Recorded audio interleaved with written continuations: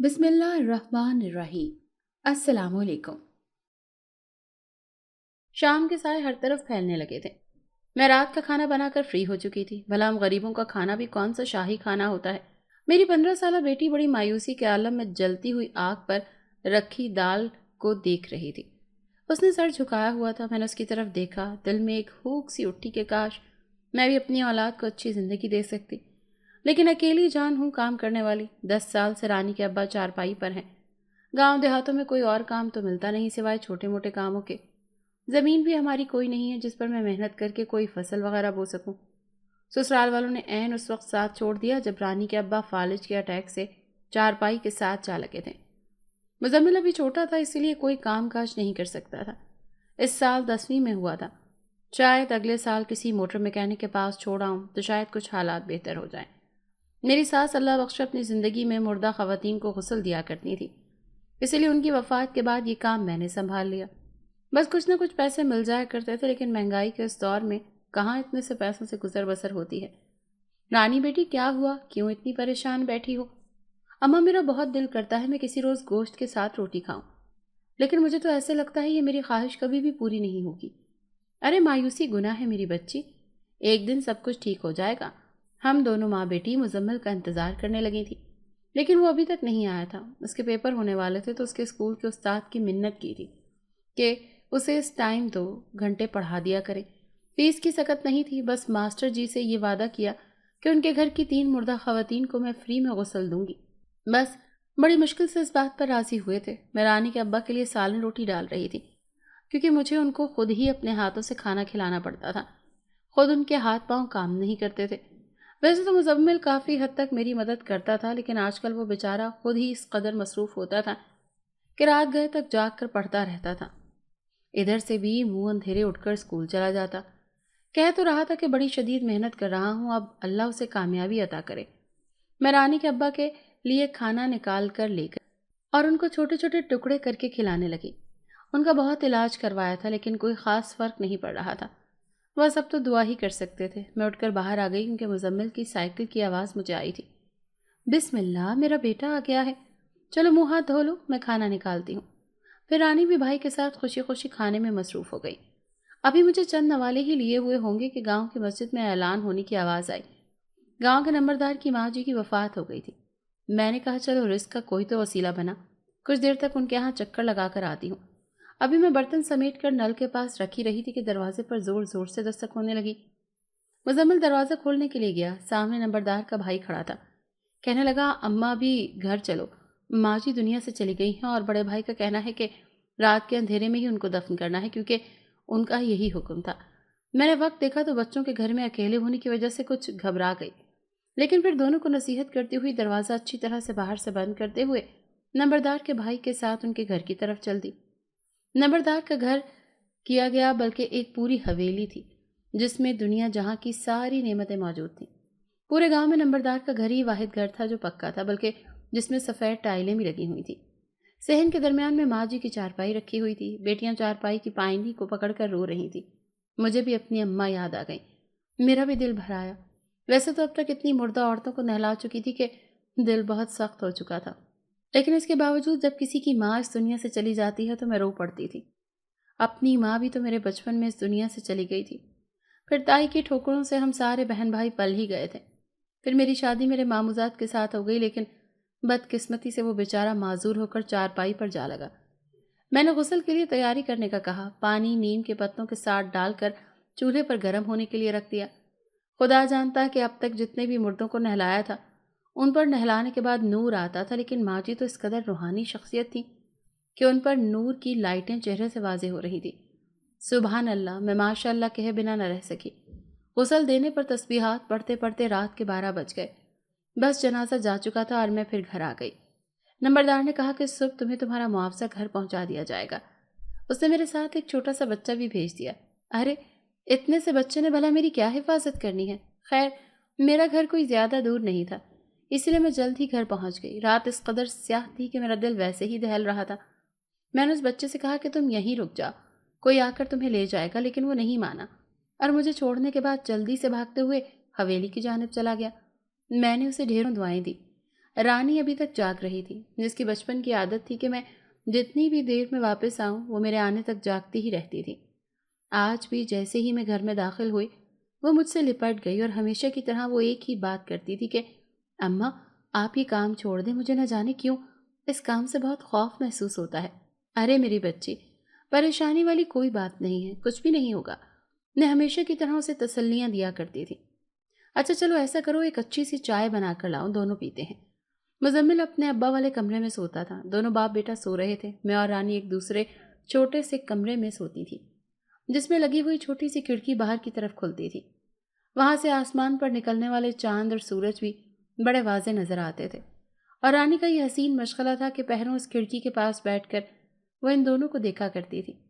عمر تو ویسے بھی اب اس کی شادی کی تھی، لیکن میں کیا کروں کہ حالات ہی اتنے خراب تھے کہ شادی کے لیے جن ڈھیروں پیسوں کی ضرورت ہوتی ہے وہ فی الحال میرے پاس نہیں تھے۔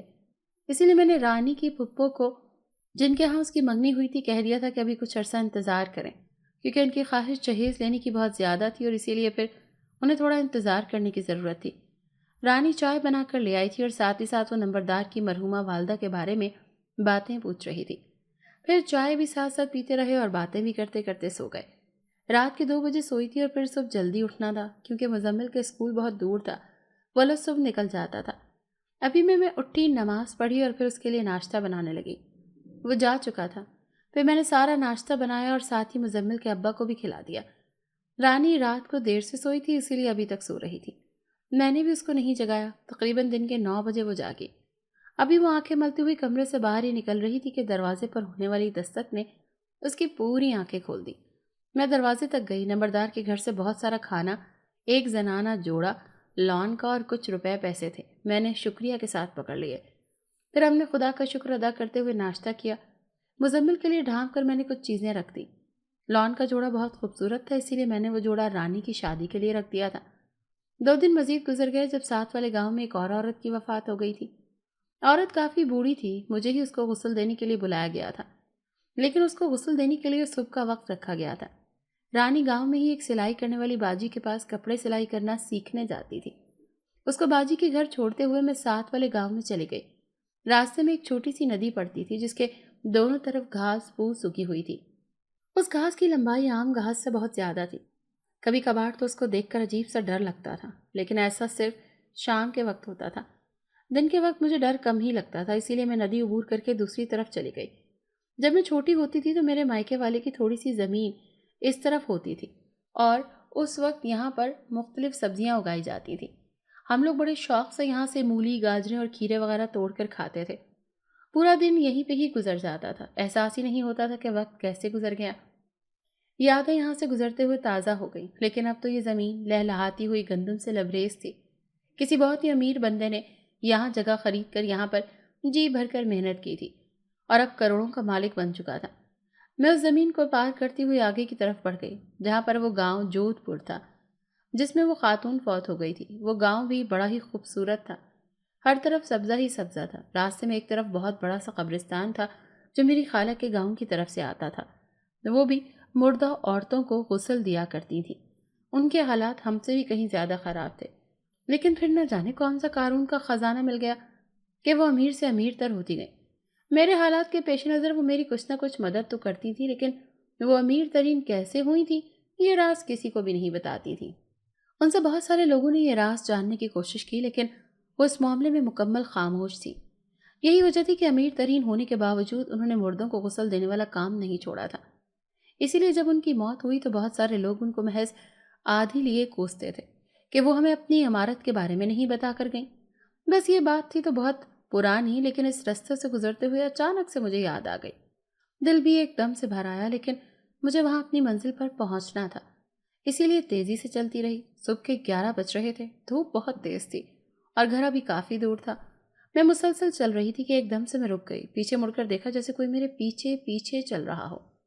میں نے پیچھے مڑ کر نہیں دیکھا کیونکہ بقال اماں کے کہ پیچھے مڑ کر دیکھنے والوں پر جنات عاشق ہو جاتے ہیں، اسی لیے میں میت والے گھر میں منہ دھیان چلتی ہوئی پہنچ گئی۔ شاید جوانی کی موت کے لیے سب روتے دھوتے، بوڑھے لوگوں کو تو بیچاروں کو کوئی بھی نہیں روتا۔ گھر کی خواتین اس طرح سے پورے گھر میں ٹہلتے ہوئے چل پھر رہی تھی۔ مرد بھی دیگوں کی حفاظت میں باہر کھڑے تھے، بچے ایسے کھیل کود رہے تھے جیسے شادی والا گھر ہو۔ مجھے یہ سب کچھ بہت عجیب نہیں لگا، بلکہ مجھے تو عادت تھی یہ سب کچھ دیکھنے کی۔ اکثر گھروں میں ایسے حالات ہو جایا کرتے تھے، یہ کوئی زیادہ عجیب بات نہیں تھی۔ گھر والوں نے میت کے غسل کے لیے کوئی زیادہ تیاری نہیں کی ہوئی تھی۔ میں نے جا کر جلدی سے پانی، نیم کے پتے ڈال کر آگ پر رکھا، پھر کچھ دیر کے بعد ہی مردہ کو غسل دینے کے لیے پردے کا انتظام کروایا۔ میں نے آج تک جتنی بھی خواتین کو غسل دیا تھا، ان میں سے سب سے زیادہ پرنور چہرہ انہی اماں جی کا تھا، معصومیت سے بھرا ہوا۔ جب میں غسل دے رہی تھی تو ایک لڑکی جس کی عمر میری رانی کے برابر ہوگی، وہ مسلسل روئی جا رہی تھی۔ میں اسے رونے سے منع کیا، پھر بعد میں مجھے پتہ چلا کہ یہ ان مرحومہ کی نواسی ہے۔ اس کی ماں کہیں اس کی پیدائش کے وقت دنیا سے چلی گئی تھی، پھر ان مرحومہ نے ہی نواسی کی پرورش کی۔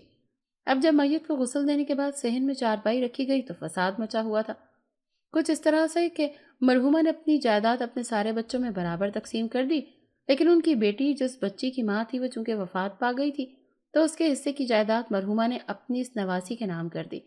بس اس بات پر جھگڑا چل رہا تھا۔ ارے غسل کے بعد میت پر اس طرح سے جھگڑا کرنا کہاں لکھا پڑا ہے؟ کچھ خدا کا خوف کرو اور میت کو اس کی ابدی گھر تک پہنچا دو۔ بہت سارے محلے داروں نے مداخلت کرتے ہوئے کہا۔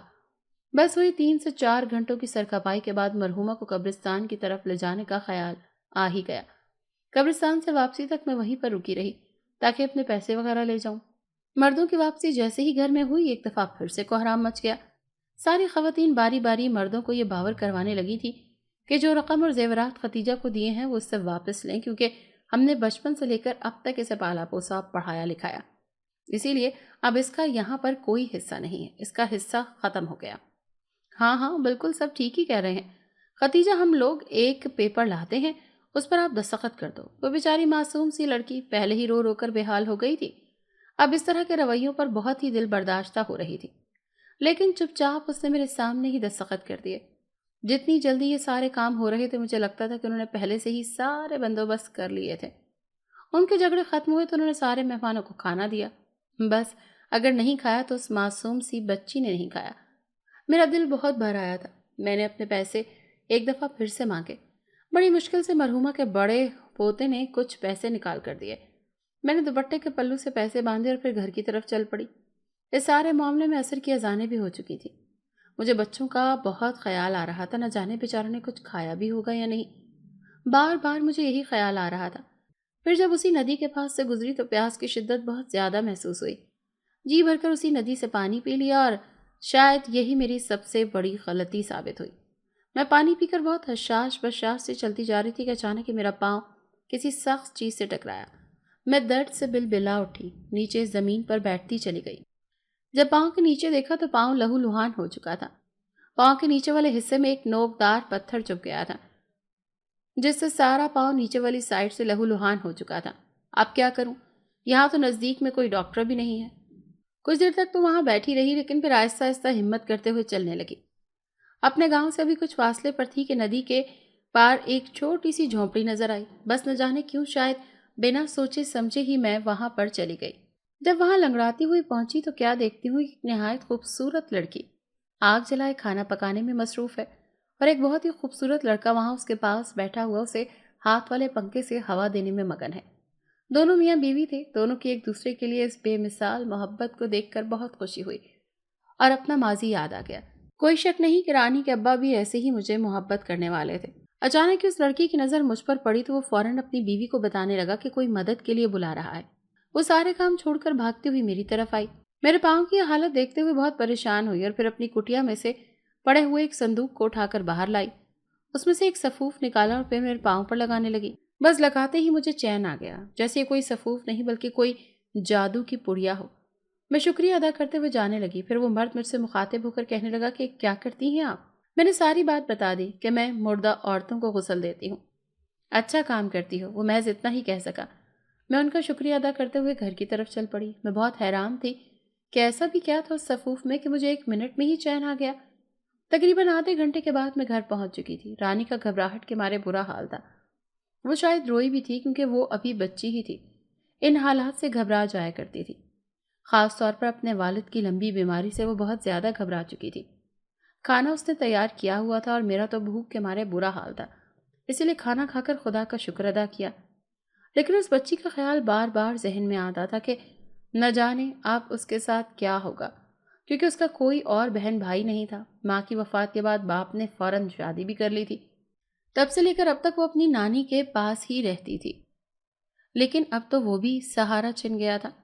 بیچاری ختیجہ، پھر مجھے وہ دونوں محبت برے دو نفوس بھی یاد آ گئے کہ اللہ کی دنیا کیسے کیسے رنگوں سے بھری ہوئی ہے۔ بڑی دعائیں نکلی ان دونوں کے لیے۔ مزمل کا کل پہلا پیپر تھا، میں رات بھر جاگ کر اس کے لیے دعائیں کرتی رہی۔ صبح اس کے جانے تک میں جائے نماز پر ہی رہی، پھر ناشتہ کرنے کے بعد میں سو گئی کچھ دیر کے لیے۔ رانی آج کام پر نہیں گئی تھی، میری وجہ سے وہ گھر میں ہی رہی۔ وہ اب سارا گھر دیکھ لیتی تھی، اسی لیے وقت کے ساتھ ساتھ مجھے گھر کی طرف سے بے فکری تھی۔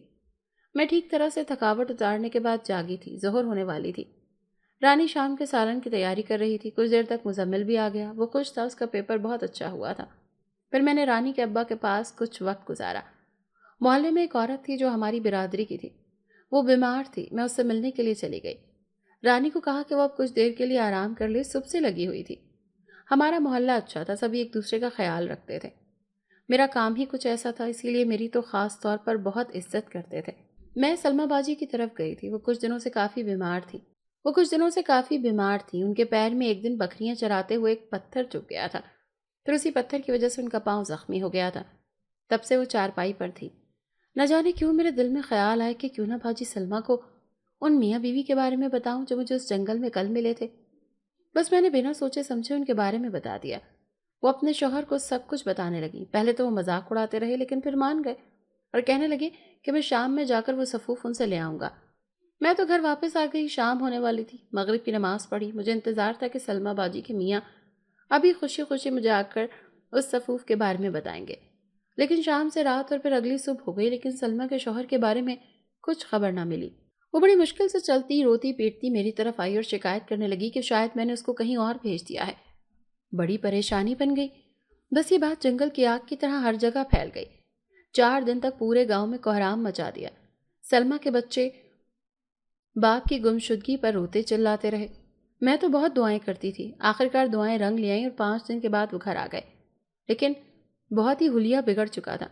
کوئی بھی پہچاننے سے انکاری تھا، لیکن سلمہ نے پہچان لیا۔ ان کے مطابق وہاں جنگل میں سوائے چیل کبوں کے اور کوئی بھی نہیں رہتا تھا، اس لیے اس دھوکے باز عورت کی باتوں میں آنے کی کوئی ضرورت نہیں۔ صحیح کہتے ہیں کہ نیکی کا کوئی زمانہ ہی نہیں ہوتا۔ میں روتی پیٹتی لوگوں کی نظروں سے بچتی ہوئی گھر آ گئی۔ رانی کے بار بار پوچھنے پر اسے ساری بات بتا دی۔ وہ کہنے لگی آپ کو اس کام میں پڑنا ہی نہیں چاہیے تھا۔ لیکن اماں، آپ پریشان بالکل بھی نہ ہو، رہنے دیں ان کو اسی حالت میں۔ آپ نے ان کی مدد کرنے کا سوچا، لیکن ان کی مدد نہیں چاہیے تھی، تو بس ان کی مرضی۔ میرے دل پر بڑی چوٹ لگی، لیکن پھر لوگوں کی پرواہ کیے بنا میں معمول کے مطابق کام کرنے لگ گئی تھی۔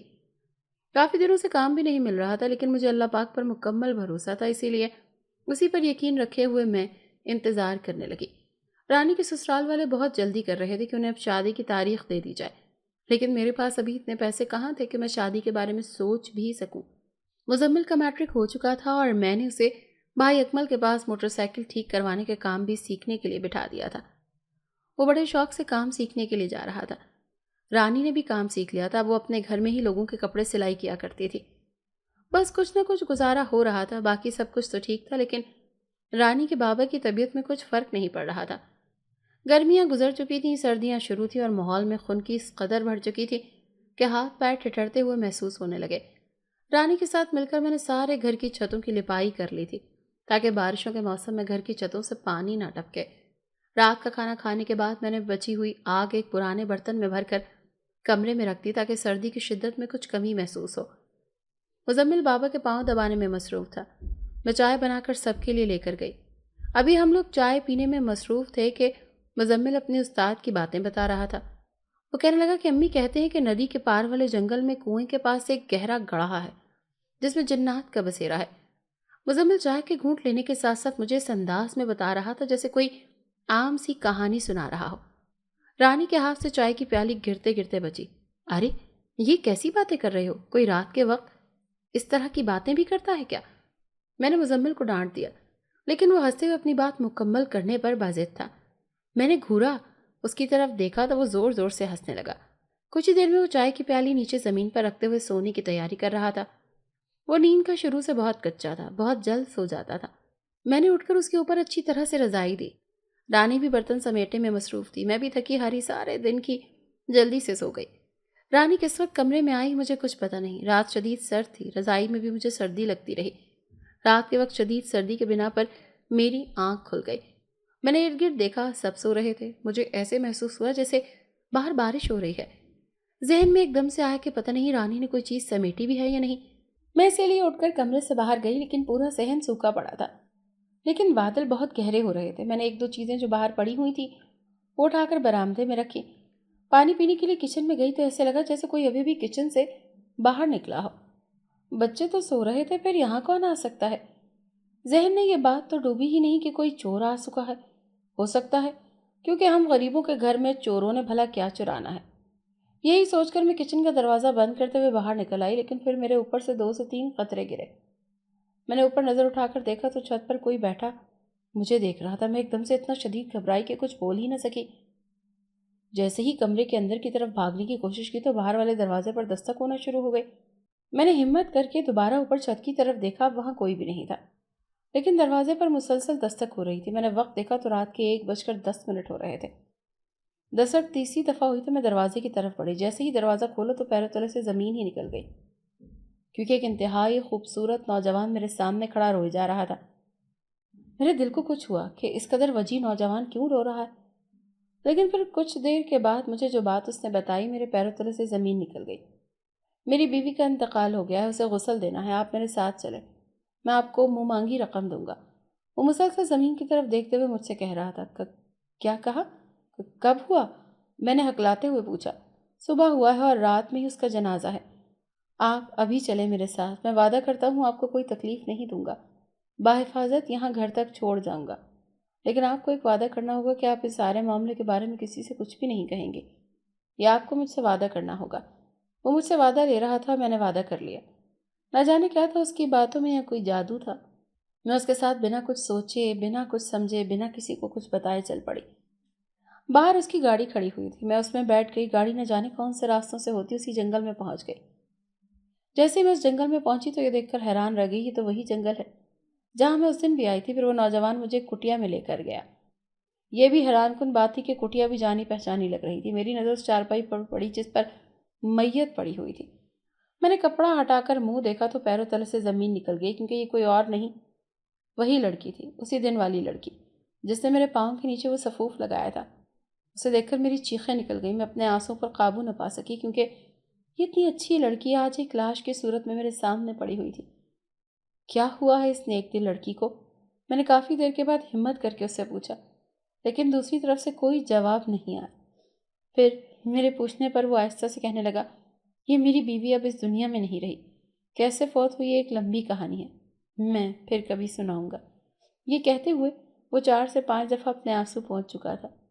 مجھ میں تو کوئی اور بات کرنے کی اب ہمت ہی نہیں تھی۔ میں نے پانی گرم کیا اور اس نیک دل انسان کو غسل دینے لگی۔ حیرت کی بات تو یہ تھی کہ یہاں اس پاس رونے والا بھی کوئی دور دور نہیں تھا، چلنے پھرنے والا بھی کوئی نہیں تھا۔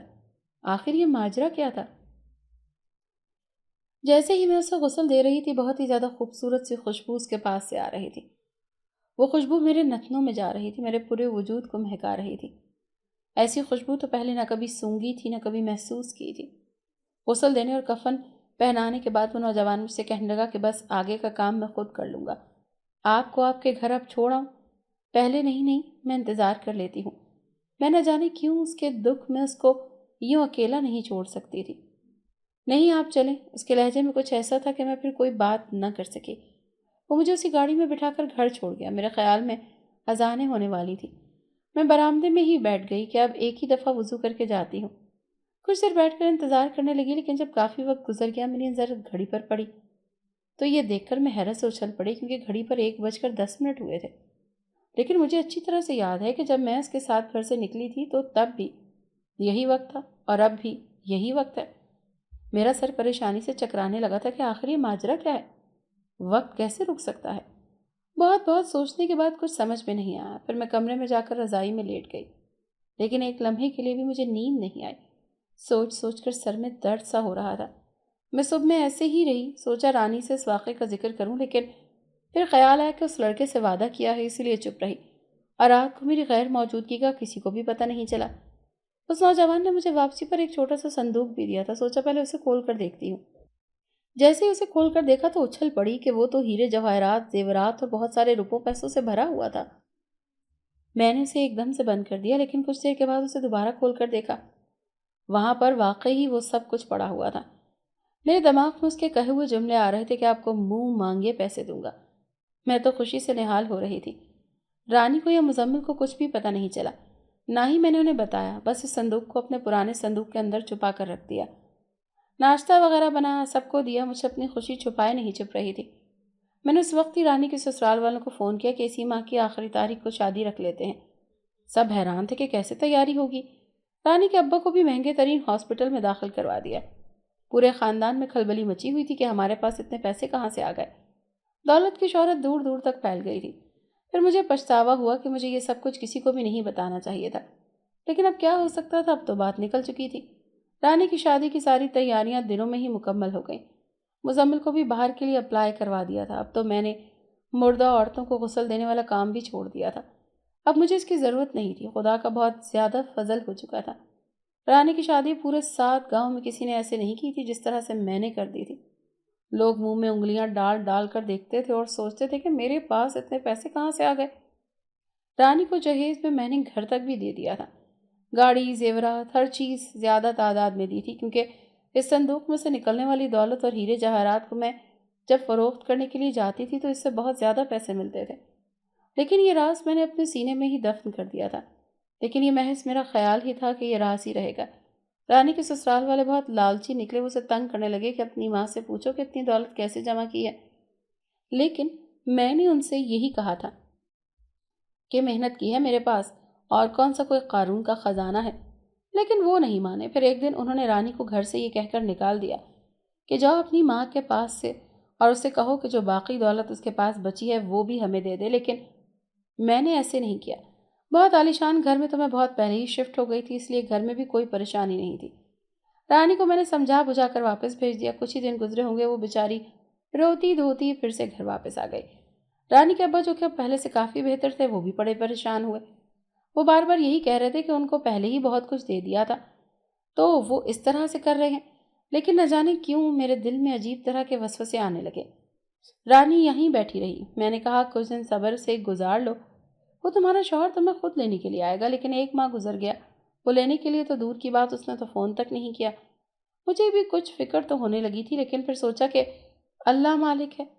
एक दिन उन्होंने पहली तलाक का कागज़ भेज दिया। मेरे वहम गुमान में भी नहीं था कि वो इस तरह से करेंगे। रानी सीना पीटती हुई मेरे पास आई। उसने कहा, माँ, मेरी ज़िंदगी बर्बाद हो जाएगी, खुदा के लिए उन्हें कुछ न कुछ रकम दे दो। मैं मान गई। क्या करती? बेटी के घर को कायम रखने के लिए ये सब कुछ तो करना पड़ा। शाम को तारिक रानी को लेने के लिए आया। उन दोनों की मौजूदगी में मैंने सब कुछ बता दिया। वो हैरत से कभी मेरी तरफ और कभी रानी की तरफ देखता। ठीक है, आप वो दौलत वाले संदूक में से आधा मुझे दे दें, मैं रानी को अपने साथ ले जाऊंगा। लेकिन इस पर मेरे मुजम्मिल का भी हक है, मैंने एहतजाज करते हुए कहा। अरे वो तो बाहर इतना कमा रहा है, अब उसे इन सब चीज़ों की भला क्या ज़रूरत है। मेरा दामाद मुझसे वो आधी दौलत लेकर रानी के साथ अपने घर को चल पड़ा। लेकिन इसके बाद फिर जो कुछ मेरे साथ हुआ वो किसी भी सूरत में बर्दाश्त के काबिल नहीं था। मैं रात के वक्त बड़ी मुश्किल से सोई, क्योंकि मैं राज आगे मुंतकिल कर चुकी थी। इसीलिए रात को बहुत बेचैन रही। गला खुश्क हो रहा था। खौफ मेरे दिल में समा गया था, क्योंकि मैं इतना तो जान गई थी कि वो कोई इंसान नहीं था जिसने मुझे इतनी दौलत दी थी। अब अगर जन्नात मुझसे नाराज हो गए तो मैं फिर क्या करूंगी। मैं पानी पीने के लिए किचन में गई। वक्त 1:10 हुए थे। दरवाजे पर बेल हुई। गार्ड भी शायद सो गया था, इसीलिए मुझे खुद ही जाना पड़ा। जैसे ही मैंने दरवाज़ा खोला, दरवाजे पर कोई भी नहीं था। मैंने जैसे ही दरवाज़ा बंद करने की कोशिश की, मेरा हाथ किसी ने पकड़ा और अपने साथ ही उठाकर हवाओं में उड़ता हुआ ले गया। मेरे पाँव ज़मीन से बहुत ज़्यादा ऊपर को उठ गए थे, जैसे मैं कहीं लटकी हुई थी। चीख भी रही थी, लेकिन चीखा ही नहीं जा रहा था। फिर एकदम से बहुत ज़ोर से ज़मीन पर गिर गई। मेरी कमर में शदीद चोट आई थी, लेकिन उस चोट के दर्द ने मुझे जैसे महसूस हो रही थी। ऐसे लगता था जैसे किसी ने मेरी पुश्त पर खंजर ही घोंप दिया हो। मेरे लिए सांस लेना भी मुश्किल तरीन होता जा रहा था। फिर मुझे दरख्त के साथ लटका दिया गया। मैं जब दरख्त के साथ झूल रही थी तो एकदम से मेरी खौफ के मारे चीखें निकल गई, क्योंकि वही लड़की जिसको मैंने अपने हाथों से गुस्ल दिया था, सफ़ेद लिबास पहने मेरे सामने खड़ी थी। वो हंसती जा रही थी। उसकी आंखों में हंसते हुए भी आंसू निकल रहे थे। وہ میرے ارد گرد چکر لگا رہی تھی، لیکن جیسے ہی میرا سر چکرانے لگا تو مجھے لگا وہ میرے ارد گرد چکر نہیں لگا رہی، بلکہ میں اس کے ارد گرد گھوم رہی ہوں۔ میرا سر بہت زیادہ بھاری ہو رہا تھا۔ کچھ ہی دیر گزری تھی کہ وہی نوجوان میرے پاس آیا اور اس کے منہ سے نکلنے والی آگ میرے پورے وجود کے گرد حصار بنا رہی تھی۔ اس کی تپش مجھے اپنے وجود پر محسوس ہو رہی تھی۔ مجھے معاف کر دو، میں تم لوگوں سے دل سے معافی مانگتی ہوں۔ میں اس کے سامنے ہاتھ جوڑ کر معافیا مانگ رہی تھی، لیکن وہ میری طرف دیکھ ہی نہیں رہے تھے۔ وہ دونوں ہی بہت زیادہ غصے میں تھے۔ شدید غصے کی وجہ سے ان کے منہ سے نکلنے والی آگ میرے گرد لپٹ گئی تھی۔ میں چیختی رہی، روتی رہی، لیکن ان کو مجھ پر ترس نہیں آیا۔ کون ہو تم؟ تم لوگ مجھ سے کیا چاہتے ہو؟ بتا دیتے ہیں، اتنی بھی کیا جلدی ہے؟ ویسے بھی ہم لوگ نہیں ہیں، ہم لوگ تو جنات ہیں، اور اب تمہاری موت کی وجہ بن چکے ہیں۔ ارے جب تم سے کہا تھا کہ ہمارے راز کو راز رکھنا، تو پھر یہ راز فاش کیوں کیا؟ وہ مجھ سے بہت غصے میں کہہ رہے تھے۔ کیا کہا؟ جنات؟ میں نے ہکلاتے ہوئے کہا، ہاں جنات، اور ہاں یہ یاد رکھنا کہ تم نے میری بیوی کا راز بھی اپنے سینے میں نہیں رکھا، اسی لیے اس کے قبیلے والوں نے مجھے بھی مار دیا۔ وہ یہ بتاتے ہوئے دھاڑے مار مار کر رونے لگا تھا۔ میں بہت زیادہ پریشان تھی۔ اس لڑکی جنزادی نے نفرت سے میری طرف دیکھا اور کہا کہ ہم دونوں ہی مر چکے ہیں، لیکن اب کئی انسانوں کو بھی ماریں گے۔ وہ دونوں ہنس رہے تھے، لیکن حقیقت میں دونوں ہی رو رہے تھے۔ میں بہت پریشان ہوئی۔ پھر ان دونوں نے میرے لیے آگ جلائی۔ بہت بڑا الاؤ تھا، اس میں مجھے ڈالنے کی کوشش کی جا رہی تھی۔ ایک میرا پاؤں اس میں تقریباً ڈال دیا تھا، جو ایک ہی سیکنڈ میں جھلس گیا۔ میری بات سنو، میں نے وہ راز اپنے سینے میں ہی رکھا ہوا تھا، لیکن اپنی اولاد کی خاطر وہ راز مجھے اپنے داماد کو بتانا پڑا۔ میں کیا کرتی مجھے بتاؤ؟ اگر میں ایسا نہ کرتی تو وہ میری بیٹی کو ہمیشہ کے لیے چھوڑ جاتا۔ تمہیں اپنی اولاد کی اتنی فکر تھی تو کیا میں کسی کی اولاد نہیں تھی؟ وہ لڑکی ایک دفعہ پھر سے رونے لگی تھی۔ میرا دل بھر آیا۔ پھر اس آگ میں سے مجھے نکال دیا گیا۔ وہ دونوں میرے سامنے بیٹھے ہوئے تھے، دونوں کے سر جھکے ہوئے تھے، آنکھیں رو رو کر سرخ ہو رہی تھیں۔ دونوں نے ایک دوسرے کی طرف دیکھا۔ پھر جنزاد کہنے لگا کہ کبھی کسی زمانے میں ہم دونوں زندہ تھے، دونوں ایک دوسرے سے بہت محبت کرتے تھے۔ ہمارے قبائل الگ الگ تھے، دونوں ہی ہماری شادی کے لیے رضامند نہیں تھے۔ ہم نے بہت منایا، بہت زیادہ منت سماجت کی، لیکن کوئی نہیں مانا۔ آخر ہم لوگوں نے چھپ کر شادی کر لی۔ میرے والد اس کے والد سے کم رتبے اور دولت کے مالک تھے، بس اسی بات کی وجہ سے ہمارے قبائل میں زمین و آسمان کا فرق تھا۔ جن زیادہ بتاتے ہوئے رنجیدہ ہو رہا تھا، بار بار اپنے آنسو صاف کرتا تھا، لیکن اس کے آنسو ختم ہونے میں ہی نہیں آ رہے تھے۔ پھر وہ چپ کیا اور مجھے بتانے لگا کہ ہم نے بنا ڈر خوف کے شادی کر لی، لیکن جب ہم نے چھپ کر شادی کر لی اور میں اسے بھگا کر لے گیا تو اس کے قبیلے والوں کو پتہ چل گیا۔ بس وہ ہماری تلاش میں رہے۔ آخر وہ ایک دن ہم تک پہنچ گئے۔ انہوں نے میری جان، میری بیوی کو مار دیا، جس کو تم نے غسل دیا تھا۔ میں اس کو مرنے کے بعد اپنے قریب ہی رکھنا چاہتا تھا، لیکن تم نے یہ راز پوری دنیا کو بتا کر مجھ سے یہ طاقت بھی چھین لی۔ پھر میری ساری طاقت ختم ہو گئی اور اب ایک دن انہوں نے آ کر مجھے بھی مار دیا، لیکن مرنے کے بعد ہم دونوں ایک ساتھ ہیں اور بہت زیادہ طاقتور ہو گئے ہیں۔ اب اسی لیے تمہیں نہیں چھوڑیں گے۔ وہ بہت بری طرح سے مجھ پر غرا رہے تھے۔ میں نے خوف کے مارے اپنی آنکھیں بند کر لی۔ ٹھیک ہے، میں تم لوگوں کی گناہ گار ہوں، مجھے جو چاہے سزا دے دو، میں حاضر ہوں۔ میں نے دونوں ہاتھ جوڑ دیے، اپنا سر جھکا دیا۔ نہیں، ہم تم انسانوں کی طرح ظالم بالکل بھی نہیں ہیں۔ ہم تمہیں معاف کرتے ہیں، تم جاؤ اپنی زندگی میں جا کر خوش رہو۔ لیکن ہمیں علم ہی نہیں تھا کہ انسان اس قدر لالچی ہوتے ہیں کہ لالچ کے عوض اپنے سگے رشتوں کی بھی پرواہ نہیں کرتے۔ وہ روتے ہوئے بتا رہے تھے۔ میری آنکھوں کے سامنے وہ دونوں آسمانوں کی طرف چل دیے اور میں کچھ دیر کے بعد اپنے گھر واپس آ گئی۔ میں نے وہ گھر بھیج دیا، واپس اپنے پرانے گھر میں آ گئی کہ انسان کو لالچ کہیں کا نہیں چھوڑتی۔ ساری دولت میں نے غریبوں میں بانٹ دی، کیونکہ مجھے اس دولت کے نام سے ہی نفرت ہو گئی تھی۔ مزمل کی جاب سعودی عرب میں ہو گئی تھی، اس نے ہم دونوں کو بھی اپنے پاس بلا لیا تھا۔ ایک دن میں وادی جن میں گئی، وہاں کے بارے میں سنا ہوا تھا، کچھ باتیں اپنی آنکھوں سے بھی دیکھی، لیکن اپنی آنکھوں پر یقین ہی نہیں آیا جب میں نے ان دونوں نوجوان جنات کو بھی وہاں پر نوافل ادا کرتے ہوئے دیکھا۔ بے اختیار اللہ کی قدرت پر پیار آئے کہ بے شک وہ بہت زیادہ رحم کرنے والا ہے۔ اگر آپ کو آج کی ہماری کہانی پسند آئی ہے تو اسے لائک کیجیے اور اپنے پیاروں کے ساتھ شیئر کیجیے۔